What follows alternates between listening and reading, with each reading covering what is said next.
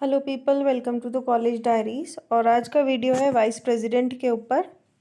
सबसे पहले vice president होगा ये आपको बताता है आर्टिकल 63। नाउ आर्टिकल 64 ये है कि आपका जो राज्यसभा होगा उसके चेयरमैन होते हैं वाइस प्रेसिडेंट। ठीक है, तो ये है आपका आर्टिकल 64। और इसमें है प्रोवाइडेड दैट कि अगर ऐसा हो कि वाइस प्रेसिडेंट जो है उसको प्रेसिडेंट का चार्ज लेना हो जाए या फिर वो अपना, तो उस टाइम पर वो क्या रहेगा, चेयरमैन नहीं रहेगा और उसको जो सैलरी और अलाउंस है वो राज्यसभा के चेयरमैन के तौर पर नहीं मिलेगी। मतलब बेसिक ये है कि जो उसको जनरली जो सैलरी अलाउंस वगैरह मिलते हैं वो मिलते हैं उसको राज्यसभा के मेंबर के तौर पे। ठीक है, देन मूविंग ऑन आर्टिकल 65 क्या है कि वाइस प्रेसिडेंट जो है वो प्रेसिडेंट की तरह काम कर सकता है। कब? जब प्रेसिडेंट जो है वो अपने ऑफिस में नहीं है, एब्सेंस उसकी अगर है, वैकेंसी अगर है वहाँ पर। ठीक है,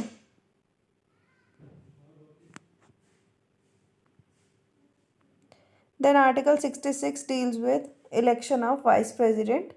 इलेक्शन जो है इनका वो रहता है सिंगल ट्रांसफरेबल वोट के अकॉर्डिंग।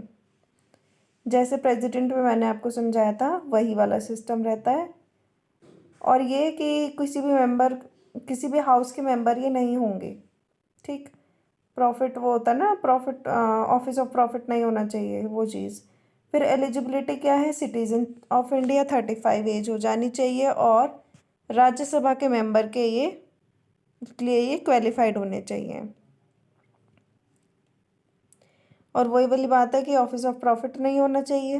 ठीक, then article 67 term of office, मतलब कितना टाइम, 5 साल।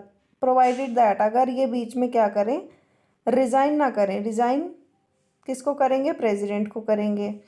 फिर अगर काउंसिल ऑफ स्टेट्स जो है वो अगर इनको हटाए ना। अच्छा, इसमें एक चीज़ जो इम्पॉर्टेंट है वो ये कि प्रेसिडेंट का तो होता है इम्पीचमेंट। आर्टिकल जो उसका प्रेसिडेंट का 61 जो था कि इसका इम्पीचमेंट होना है, लेकिन इनका क्या है, आर्टिकल 67 के अकॉर्डिंग ये राज्यसभा इसको मेजॉरिटी से पास अगर कर दे कि इनको मतलब हमें नहीं रखना है, तो वो वहाँ से अपनी पोजीशन से, पोस्ट से हटेंगे वाइस प्रेसिडेंट जो होंगे। अच्छा, किसी को भी आप हटाते हैं तो हमारे इसमें कॉन्स्टिट्यूशन में ये है कि 14 डेज पहले उनको एक इन्फॉर्मेशन देनी होगी। और वाइस प्रेसिडेंट प्रेसिडेंट की तरह ही जब तक ऑफिस में रहेंगे जब तक उनके सक्सेसर अपॉइंट नहीं हो जाते कि अगला वाइस प्रेसिडेंट या प्रेसिडेंट कौन बनेगा। Then article 68। आर्टिकल 68 वही है कि आपका अगर वाइस प्रेसिडेंट जो है उनकी डेथ हो जाती है, एक्सपायर हो जाते हैं तो, या रिज़ाइन कर देते हैं तो क्या होता है आपका कहीं, मतलब इसमें कि आपको 6 महीने के अंदर अंदर इसके अपॉइंटमेंट करानी होती है।